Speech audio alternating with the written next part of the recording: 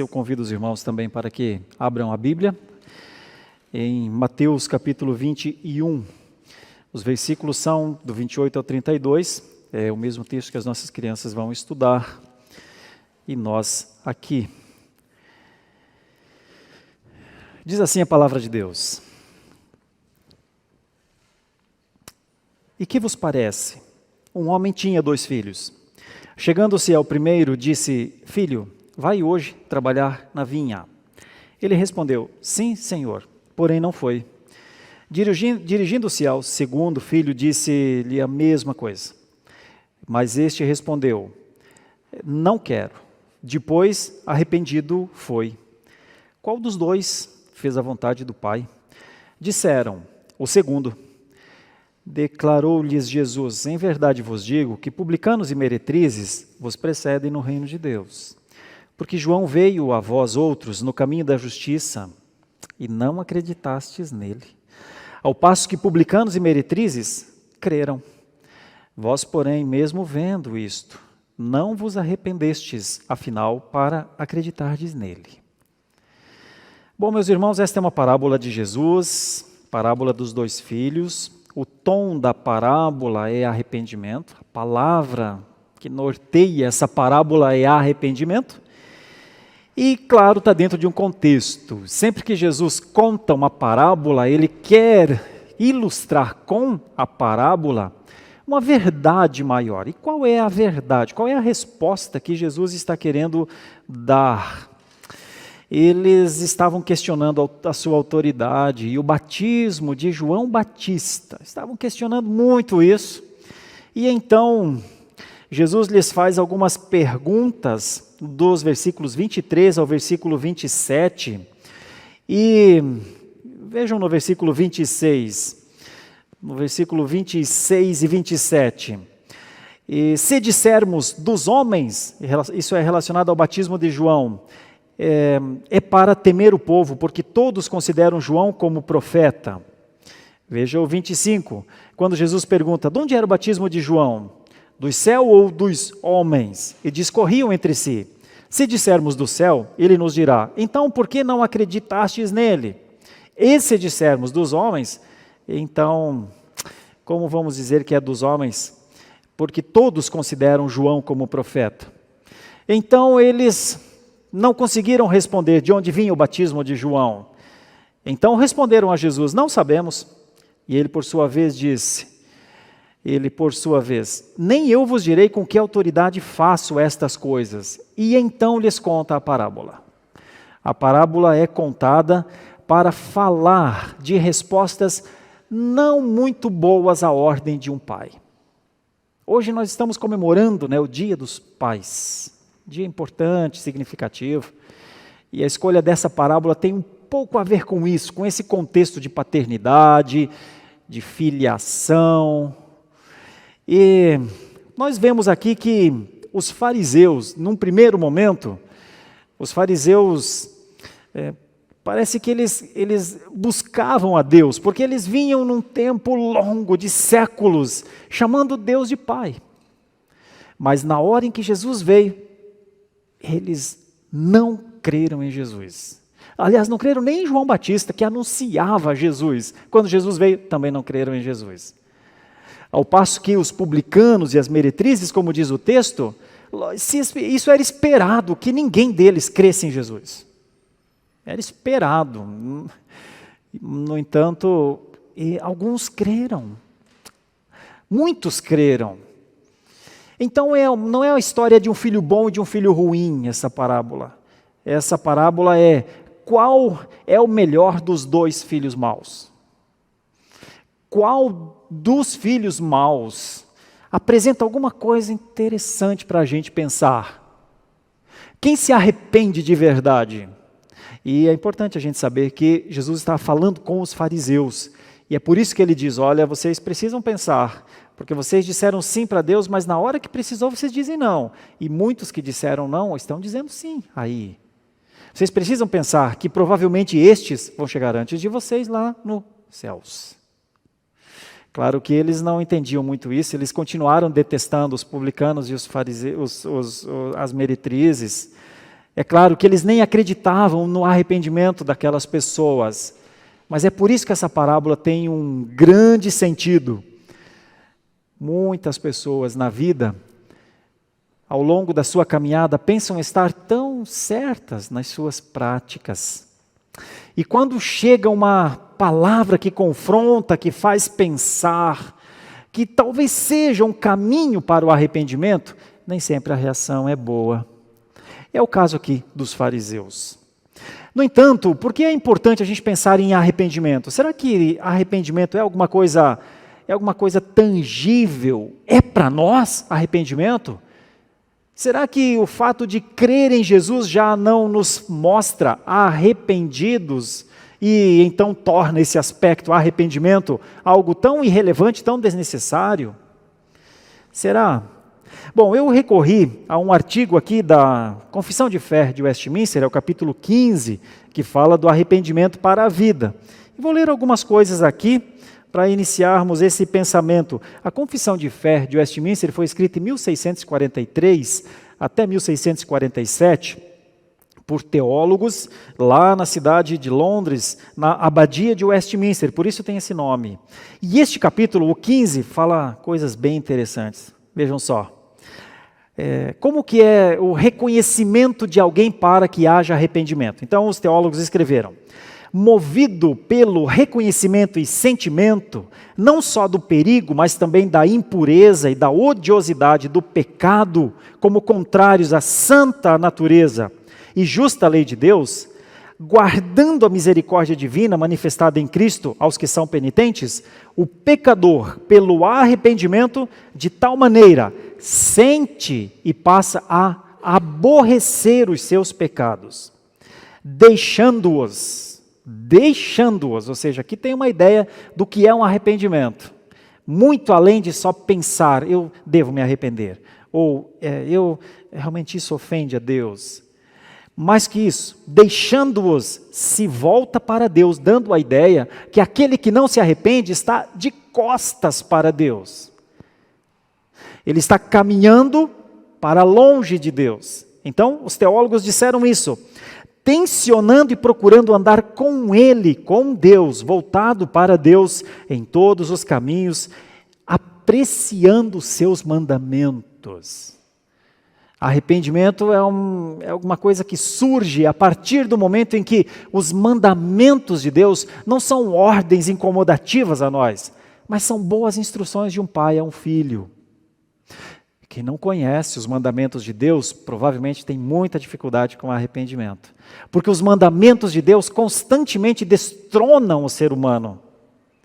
Eles levam verdadeiramente a reconsiderar a questão da vida, a forma como se vive. Eles nos levam a reconhecer aqueles erros que porventura estejamos cometendo. E eles nos levam a um cumprimento de ordem. São 3 coisas importantes. Mas para isso a gente precisa conhecer quais são os mandamentos de Deus.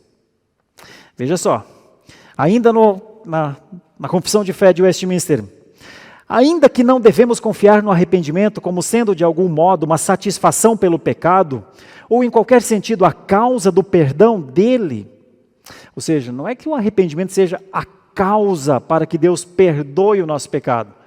O arrependimento é uma evidência que cremos em Deus, nos arrependemos dos nossos pecados e cremos. Quem perdoa pecados é o próprio Deus, e o perdão vem da livre graça de Deus. Porque senão nós condicionaríamos Deus a obrigatoriamente perdoar os nossos pecados. A gente diria, Senhor, eu me arrependo, perdoe-me. Olha o que os teólogos dizem. Eles falam que não é essa a causa do perdão. Porque o perdão é um ato da livre graça de Deus em Cristo. Contudo, ele é de tal modo necessário aos pecadores que sem ele, ou seja, o arrependimento, ninguém poderá esperar o perdão. Os teólogos de Westminster disseram outra coisa sobre arrependimento também. Como não há pecado tão pequeno que não mereça condenação, ou seja, não há pecadinho nem pecadão, não há pecado tão pequeno que não mereça condenação, assim também não há pecado tão grande que possa trazer a condenação sobre os que se arrependem verdadeiramente. Ou seja, tem uma doutrina do arrependimento. Arrependimento não é um sentimento. Arrependimento não é uma boa ação. Arrependimento é alguma coisa bem mais profunda se olharmos para estes textos. Um pouquinho mais sobre arrependimento. Os homens não devem se contentar com um arrependimento geral, mas é dever de todos procurar arrepender-se particularmente de cada um dos seus pecados. Ou seja, a gente não poderia pensar assim, olha, eu não me arrependo dos meus pecados porque não precisa. Sempre lá no culto da Igreja da Lapa, um pouquinho antes da palavra, o pastor faz uma oração. E essa oração chama-se oração de confissão de pecados. Então o pastor ora e diz, Senhor, perdoa os nossos pecados. Olha, se o pastor pediu, meus pecados perdoados estão. E isso nos faz pensar que os teólogos disseram, veja bem, como é que eu e você lidamos particularmente com os nossos pecados. Nós nos arrependemos quando dizemos não ao Senhor. Nós nos arrependemos quando há algum tempo, um tempo em que nós voltamos atrás e repensamos a nossa vida com Deus. Tem um momento que o pecado ou que aquilo que fizemos para o Senhor passam a doer tanto no nosso coração, aquela dor como os índios Quechua dizem lá na Guatemala, uma palavra eles têm para expressar o arrependimento. Dói o meu coração está doendo, dizem os Quechua. Nessa semana alguma coisa doeu em nós? Ou não? Não estou lembrando de nada nesse momento. Deve ter doído, Heavy, mas eu não estou lembrando. Olha só, os Bauli, lá na África, eles têm um vocábulo ainda mais forte para esse negócio chamado arrependimento. Eles dizem, dói tanto que não aguento mais. O que eu fiz está doendo tanto que eu não estou aguentando mais. Seja para com o Senhor Deus, ou seja para com o meu próximo. Tem alguma coisa doendo em nós, meus irmãos, a ponto de nos parecermos ou de estarmos dentro de uma das bem-aventuranças? Bem-aventurados os que choram, porque serão consolados. O reverendo Alberto está expondo aqui as bem-aventuranças, essa é uma das bem-aventuranças. Quando Calvino fala sobre arrependimento, lá nos textos dele, das Institutas, ele diz que arrependimento é mortificação da carne e vivificação do espírito. Quando a carne vai sendo morta, o arrependimento vai aparecendo. Quando o espírito começa a viver, quando começamos a pensar pelo espírito, a agir pelo espírito, então nós estamos evidenciando o arrependimento. Continue pensando, nós estamos na parábola dos 2 filhos, e o assunto é arrependimento. O próprio Calvino diz, inferimos, pois, de mortificações que não estamos concordes com o temor do Senhor, e que não aprendemos os rudimentos da piedade, se não formos cortados pela espada do Espírito e reduzidos a nada. É uma frase forte para mostrar o que é arrependimento na teologia reformada. Vou até repetir. Ele disse, inferimos, pois, por mortificação, algo como, não estamos concordando com o temor do Senhor, e não aprendemos os rudimentos da verdade, se não formos cortados pela espada do Espírito e reduzidos a nada. É como se Deus tivesse declarado que, para que sejamos contados entre os seus filhos, a nossa natureza comum deve morrer. Então, quando se olha para um texto como esse, e se vê que Jesus estava falando aqui com fariseus, que aparentavam ser homens de Deus, mas que Jesus percebe que não respondem positivamente. Quando os fariseus estavam reclamando das meretrizes e também dos publicanos, é que Jesus conta essa parábola. E ele quer levar, na verdade, com a história dos 2 filhos, a que eles pensem no que um dos 2 filhos fez. Um dos 2 filhos reconsiderou a questão, reconheceu o erro e cumpriu o mandamento. Reconsiderou a questão, reconheceu o seu erro e então cumpriu. Quem é esse filho? Vejam aqui, está na parábola, no versículo 30. Dirigindo-se ao segundo filho, disse-lhe a mesma coisa, mas este respondeu: não quero. Depois, não quero, ele disse. Depois. Eu uso essa primeira parte desse versículo porque parábola não tem como expor um texto versículo a versículo, é o sentido que está por trás. O que era essa reconsideração da questão por esse filho? É o exemplo de Jesus. O que Jesus estava querendo dizer que esse filho fez, reconsiderando? Primeiro ele diz: eu não quero. Quando é que a gente reconsidera um não diante de Deus? Quando começa a doer o que a gente fez. Quando começa dentro do nosso coração alguma coisa a nos convencer, alguma coisa começa a nos convencer: você é um rebelde, você está dizendo não. Você se precipitou. A Bíblia diz que não é bom proceder sem refletir. E a Bíblia também diz que peca quem é precipitado. Você disse não. Você tem dons, foi chamado e disse não. Você tem recursos, foi chamado à fidelidade, você disse não. Você tem condição de assistir, de cuidar alguém, você disse não. Você se precipitou. Você não quis. Será que você vai ponderar sobre isso? Quando você vai ponderar, refletir, pensar melhor? Quando? E aí vem a misericórdia, a graça de Deus, em um tempo chamado depois.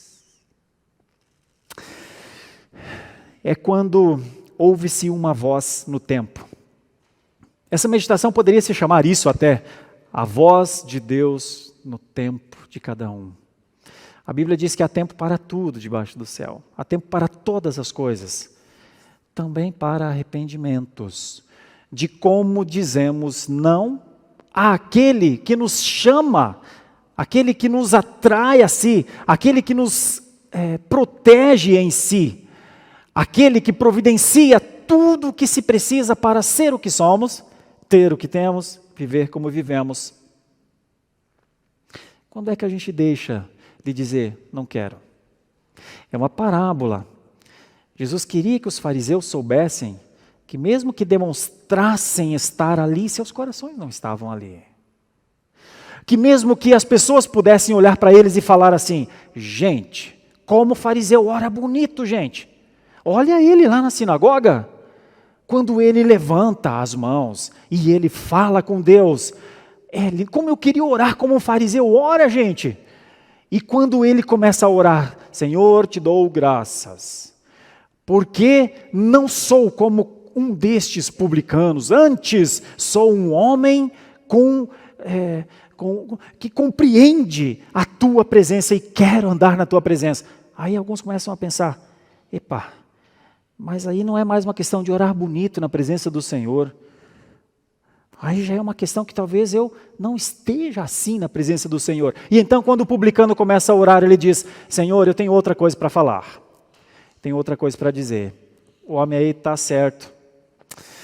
Eu sou um publicano mesmo, eu faço coisas erradas mesmo. Eu só tenho uma coisa a te falar, Senhor. Olha para mim, tem misericórdia de mim, sê propício a mim, que sou um pecador. Ele não é. Ele é um fariseu. E para nós hoje, 2000 anos depois, falar fariseu parece uma coisa, fariseu, muito pejorativo. Mas nessa época não, nessa época era a elite da religião. Eram os sábios da religião. Eram aqueles que tinham as sagradas letras.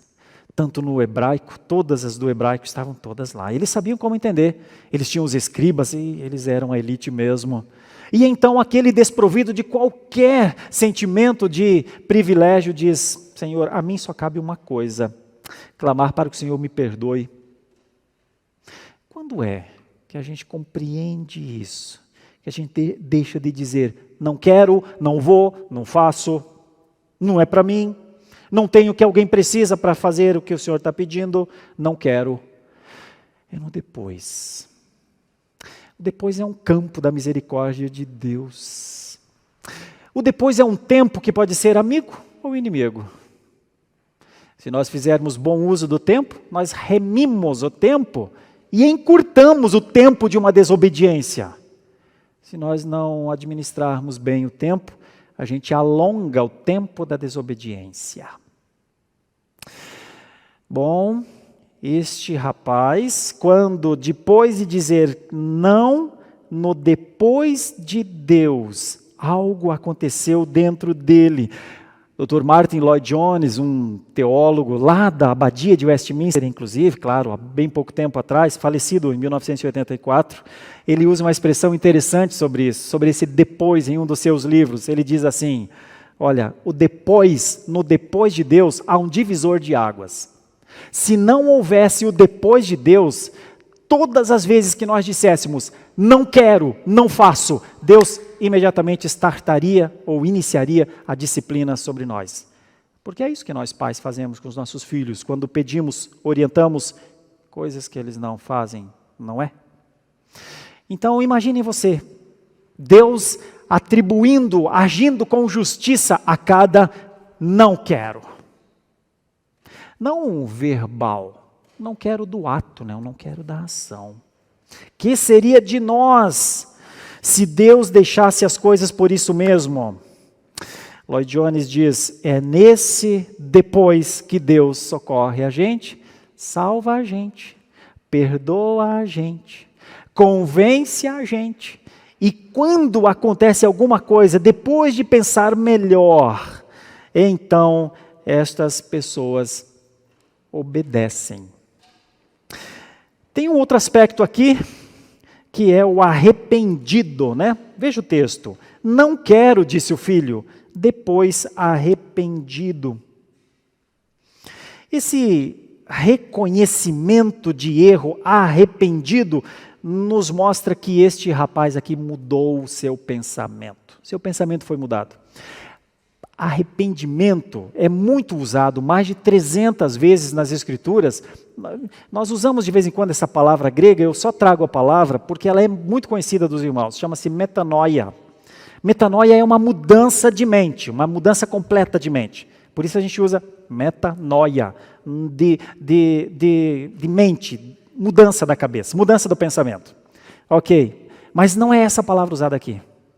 A palavra usada aqui só é usada mais umas 4 ou 5 vezes nas Escrituras. Este arrependido aqui tem um outro sentido, meus irmãos. Ele é um lamento. Este arrependimento aqui realmente é uma tristeza. Esse arrependimento aqui realmente é uma angústia do coração. Sabe quando um filho que sabe que o seu pai o ama, qual pai, qual mãe não ama demais o seu filho? Não pouco, demais. Qual? Estou olhando aqui para o Red, chegando lá agora, já vimos fotos da Sofia pelas redes sociais. Nasceu uma nativa digital, a Sofia. Eles já amam demais a filhinha deles que nasceu ontem. Eles já morrem por ela se preciso for. Ou não morre? Oxe, morre sim. Quem de nós não morre por um filho? Então, qual pai, qual mãe não tem amor de vida, de alma por um filho, por uma filha? Mas qual filho olha para o pai e sabe que está ali, diante dele, alguém que morre por ele? Aí já é outra história. Quando alguém sabe que tem um pai provedor, quando eu falo pai, é pai e mãe, né? Pai e mãe. Um pai amoroso, provedor, que busca a justiça, que se importa com a vida, que aponta caminho, que é serviçal, ministro, que é mordomo, que administra a vida do filho, porque os filhos são herança do Senhor, diz o texto sagrado. Então nós somos mordomos, de certa forma, nós cuidamos de um valor que é de Deus.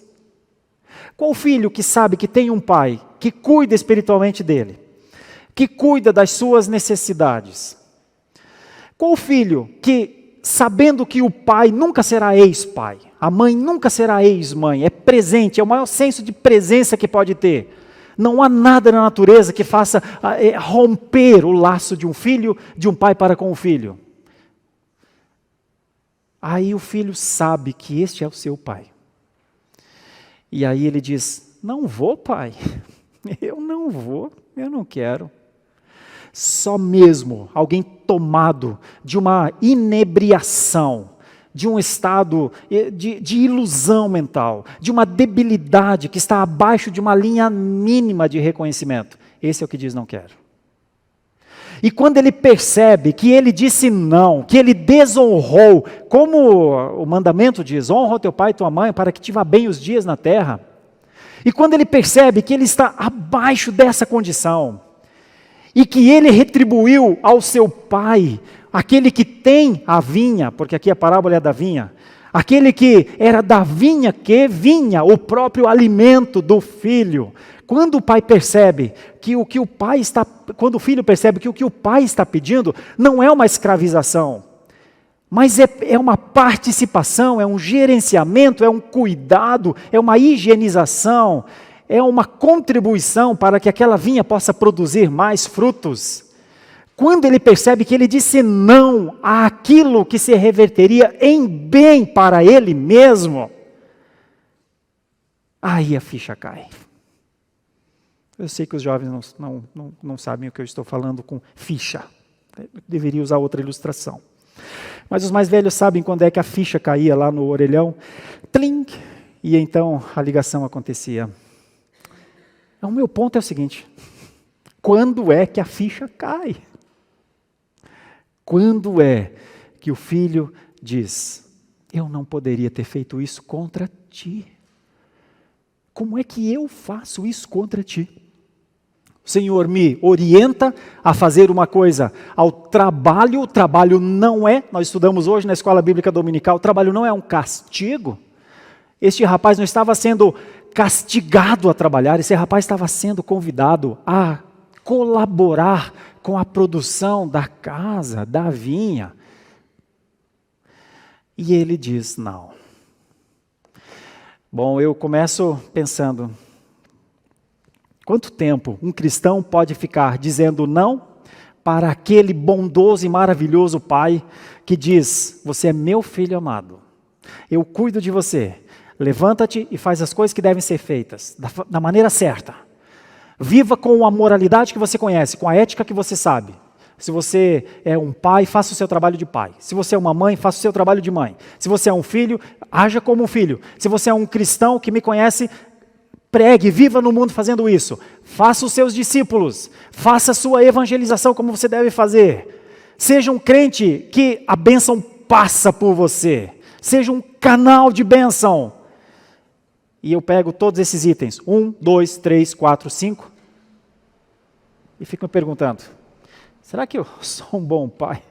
Será que eu sou uma boa mãe? Será que eu já fiz discipulado? Será que eu já evangelizei? Será que eu sou fiel? Olha, felizes são os que dizem sim, sim, sim, sim. Onde ficam os que começam a colocar xizinhos? Era isso que Jesus queria que os fariseus soubessem. Que é fácil dizer sim. As palavras são tão lindas. Lindas palavras são aqueles que falam, mas não fazem.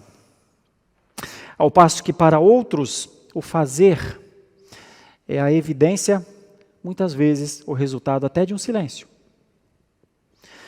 Uns falam, mas não fazem, outros não falam e fazem. Quem eram os fariseus? Quem eram as meretrizes e os publicanos, não é?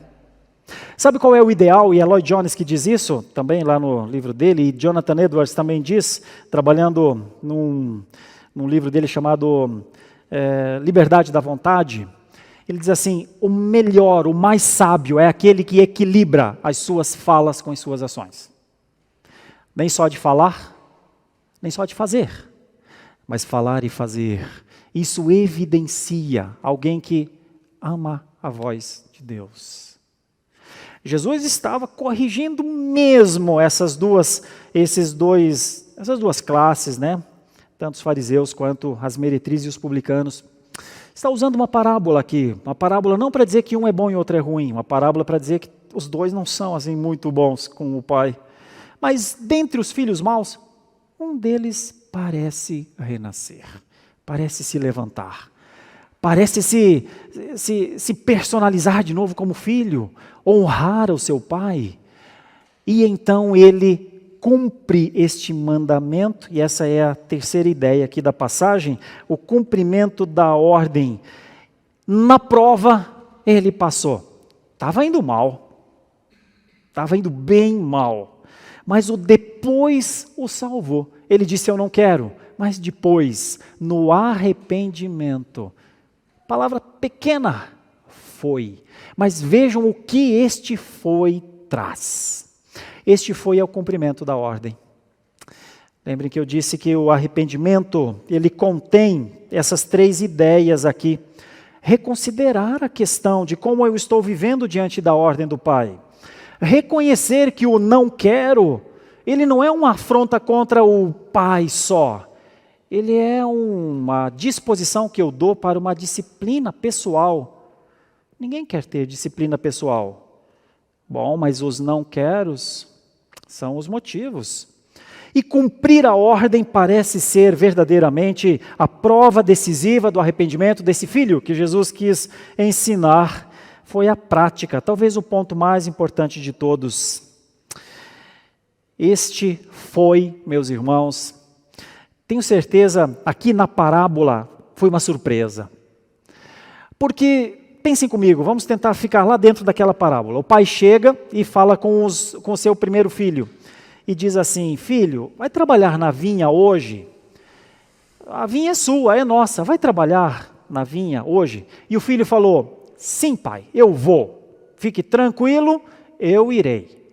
Pode descansar pai, eu vou. Pai, esquece, a vinha estará limpa amanhã. Ok, o pai descansa, dá aquela volta, vê a vinha. Mas o meu filho não veio. Meu filho não veio. Ele não volta lá no filho, dizer, filho, você falou para mim que iria e não foi, não é? Ele já sabe, ele conhece o filho. É como se ele dissesse, meu filho, sendo meu filho de sempre. Sempre diz que vai fazer, mas o pai conhece. Qual pai não conhece o filho? É verdade que às vezes a gente se surpreende, mas em geral a gente conhece. O pai parece que conhecia tanto que nem volta a pedir que o filho vá fazer o trabalho de novo. A desobediência já está estabelecida. Ele não reconheceu a questão até ali, naquele tempo não foi possível, ele não reconheceu o seu erro, mas o pai tem um outro filho. O pai chega em casa e é como se ele dissesse assim, meu filho, deixa o pai falar com você uma coisa. Seu irmão não foi. A gente precisa que essa vinha fique limpa. Essa vinha é o nosso sustento, meu filho. Então, vai lá você. Seu irmão, é como se o irmão falasse, pai, a gente conhece o meu irmão. Ele diz que vai e não vai, né? Mas comigo é diferente, pai, eu sou muito mais sincero do que ele, o senhor sabe. Eu não vou mesmo, eu não quero, tá? Ou seja, o pai teve duas respostas negativas dos seus filhos. E esse pai vai ficar com a vinha da forma como está? Será que ele vai ter que buscar uma mão de obra de terceiro? Será que ele vai precisar operar de alguma outra forma? Será que ele mesmo terá de ir lá para a vinha? Limpar a sua própria vinha? Com os dois filhos cheios de saúde, inclusive das riquezas da família em casa? Mas o segundo se arrependeu. O que é esse arrependimento? Esse arrependimento, meus queridos irmãos e irmãs, esse arrependimento é o que a Confissão de Fé de Westminster diz? Um ato da livre graça de Deus, que faz com que alguém tenha sua mente aberta, lamenta às vezes que ele diante do Deus gracioso e poderoso, diz não, lamenta, sofre, torce para que ninguém foi para a vinha ainda, para que ele possa demonstrar o seu amor pelo seu pai. E então ele vai. O arrependimento faz ir. O remorso não move ninguém. A consciência de que erramos não é o suficiente. Mas o arrependimento, a tristeza, muitas vezes o choro, a angústia, o sofrimento, aquele olhar no espelho, com um espelho que não nos engana, com um espelho que mostra. Você olha para o espelho e o espelho te mostra um miserável pecador. Sabe quando você olha para o espelho e diz você, abençoado, guardado, amado, age assim com o seu Pai. Sabe quando a sua consciência faz com que você olhe para você mesmo e você não se engana, não cria a sua própria imagem, não cria aquele ser que você quer que as pessoas vejam em você. Mas sabe quando você olha e o que você vê no espelho não é um homem ou uma mulher envelhecendo mais, mas um homem e uma mulher que, salvo pelo poder da cruz, para honrar o Senhor com a sua vida, com os seus bens, não faz, não quer fazer. Você pode dizer que não é você pode dizer que é o cara do espelho. Você pode tentar, mas em última análise, é uma questão de arrependimento no coração.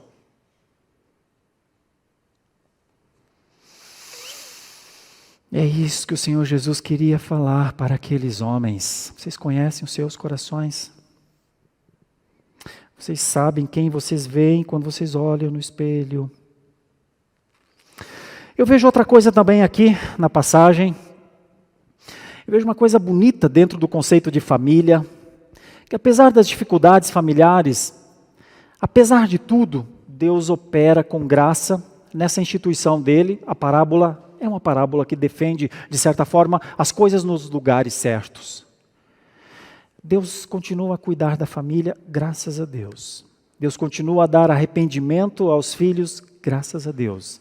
Deus continua a dar arrependimento aos pais também, graças a Deus. Deus continua a dar o arrependimento aos seus filhos na grande família da fé. Como é maravilhoso ver quando alguém diz, eu me arrependo disso. Como é maravilhoso alguém saber que o arrependimento tomou o seu coração e que a sua relação com Deus é estabelecida num reconhecimento de pecado, na consciência de que ele ofende ao Senhor com práticas que ele não quer mais ofender. Nem sempre ele precisa contar isso para as pessoas, mas de vez em quando, para aquela pessoa do espelho, ele precisa olhar para ela e falar, eu entendi, pessoa, eu entendi que eu preciso ir, eu entendi que eu compreendo aqui na minha cabeça, mas as minhas ações são muito diferentes, eu falo, mas eu não tenho feito, o que eu falo que vou fazer, eu não consigo fazer. As coisas que o Senhor pede, eu acho que eu preciso obedecer, mas de novo eu não consegui, mais uma vez. Eu quero fazer um novo voto com o Senhor. Irmãos, Deus nos dá tempo na sua misericórdia para que façamos novos votos, novos compromissos. Meus irmãos, os erros fazem parte da nossa vida. Nós erramos como marido, erramos como esposa, erramos como filhos, erramos como pais, erramos como irmãos, erramos como cidadãos. Isso faz parte da nossa vida, isso faz parte da queda. Nós não temos em nós alguma condição para nos auto-reparar. Só tem alguém que pode reparar-nos.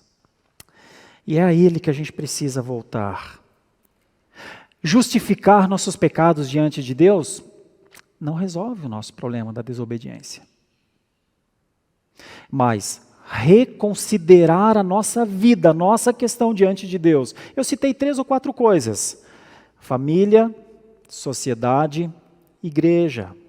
Reconsiderar formas como temos vivido para Deus dentro dessas instituições. E se encontrarmos ao longo dessa caminhada realmente erros ou pontuais ou lineares, contínuos, recorrentes, poder clamar ao Senhor por um coração que seja menos duro do que uma pedra e falar, Senhor, eis-me aqui. E então, meus irmãos, quais são as ordens do Senhor? As ordens do Senhor foram feitas para que sejam cumpridas. E mais uma vez, e eu finalizo com isso, eu recorro a um peso aqui da teologia reformada, o Catecismo Maior de Westminster, que diz, o Espírito de Deus torna a leitura das Escrituras um meio eficaz para iluminar, convencer, humilhar pecadores, também a pregação da palavra, para lhes tirar, ou seja, tirar deles toda a confiança em si mesmo e os levar a Cristo, para os confrontar à sua imagem e os sujeitar à sua vontade, para os fortalecer contra as tentações e corrupções, para os edificar na graça e estabelecer os seus corações em santidade e conforto, mediante a fé para a salvação. Possivelmente para aqueles líderes, voltar atrás nos seus conceitos era sinônimo de fraqueza, nenhum fariseu ia voltar atrás. O mundo de hoje talvez também considere arrependimento uma fraqueza, um voltar atrás. Mas o mundo precisa saber que o arrependimento é o instrumento que liga o pecador a Deus através de um laço que não pode se romper. E este mediador é o Senhor Jesus Cristo, o laço que não pode se romper, diz Michael Horton. Eu quero finalizar, meus irmãos, fazendo aplicações breves à nossa vida, reflexões simples mesmo. Será que nós achamos que nós podemos ser cristãos de verdade sem arrependimento de pecados? Será que quando a gente pensa em arrependimento de pecados, a gente primeiro pensa no outro, nos pecados que as pessoas cometem contra nós? Será que quando a gente pensa em arrependimento, será que a gente percebe que nós estamos dizendo não a Deus e o Senhor espera que nós digamos sim? Será que quando a gente pensa, olha, eu acho que eu não preciso me arrepender tanto como o pastor está falando não, porque quem pode se arrepender dos seus pecados? Irmãos, o arrependimento de pecados é a evidência da iluminação do Espírito Santo de Deus sobre alguém. O homem que não se arrepende dos seus pecados precisaria se perguntar o quanto da luz do Espírito Santo está sobre a sua cabeça, meus irmãos. Alguém que acha que está sempre certo, deveria se perguntar por que então Jesus Cristo morreu por ele? Alguém que vive o tempo inteiro defendendo a sua honra, a sua dignidade, lutando de todas as maneiras para que o seu eu esteja intacto, precisaria se perguntar, por que é que o Senhor Jesus disse que nós temos que morrer na cruz com ele? Certamente, nós temos muitas dificuldades em nos arrepender. Certamente arrependimento para nós é sempre um confronto, certamente. Falar de arrependimento foi para os fariseus, foi para as meretrizes e para os publicanos, e é para nós também. Algo que nos deixa desconfortáveis. E se pudéssemos, gostaríamos de nunca mais ouvir falar dessa palavra, que nós temos de nos arrepender. Mas a Bíblia não deixa a gente em paz. Jesus Cristo veio fazer a paz que nós não podemos por nós mesmos, por conta dos nossos pecados. Os nossos pecados fazem separação entre nós e Deus, e nós nos acostumamos a viver separados de Deus. Mas o arrependimento reaproxima o pecador do gracioso Pai. Foi assim com este filho. Agora imaginem o final. Então o pai achou que nenhum dos filhos faria o trabalho na vinha. Parecia que era um problema sem solução. Mas passa uma noite, hipoteticamente, ele acorda pela manhã, abre a janela do seu quarto e olha e de repente vê aquela vinha limpa, maravilhosamente limpa. Esta é a sensação de todo pai, de toda mãe, que diz, filho, anda nesse caminho, e ele anda. E então o pai louva a Deus por aquilo que está no coração daquele filho e daquela filha. A história terminou bem, para um, que começou mal e terminou assim, mas muito mal, para outro que falava, mas não foi. Feche seus olhos, vamos orar a Deus. A gente pode conversar com Deus sobre isso. A gente pode relembrar a nossa vida das coisas que nós falamos.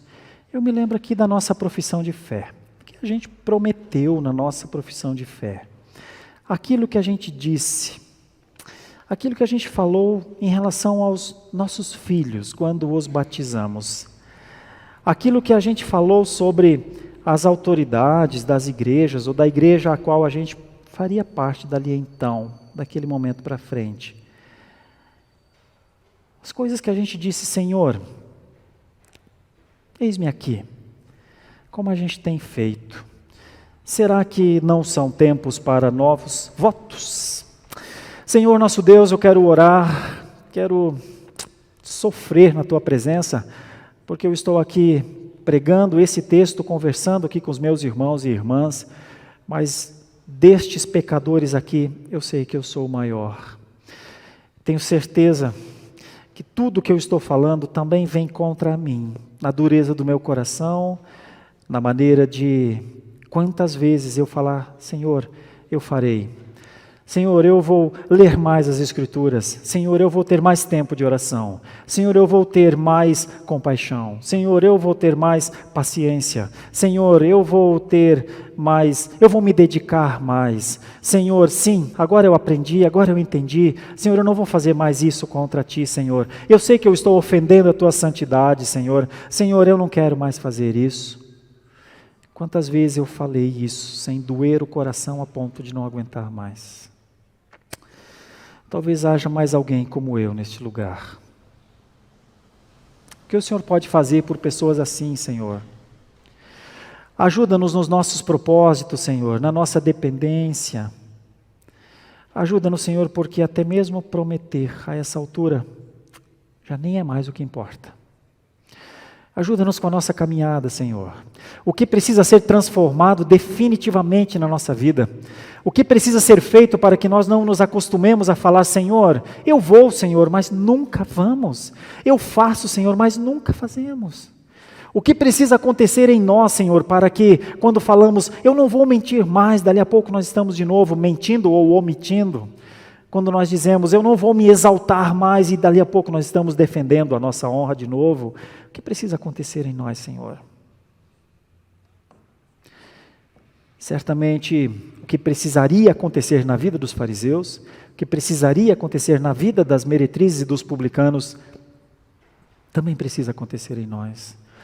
Um tomar do Teu Santo Espírito, um carregar talvez quando os nossos passos não conseguem mais progredir, um mudar a nossa mente, como que um arrancar de pensamentos consolidados, defendidos por teses e mais teses de autopreservação, uma mudança radical na nossa forma de olhar para a vida, talvez, eu não sei de quantos, o Senhor sabe.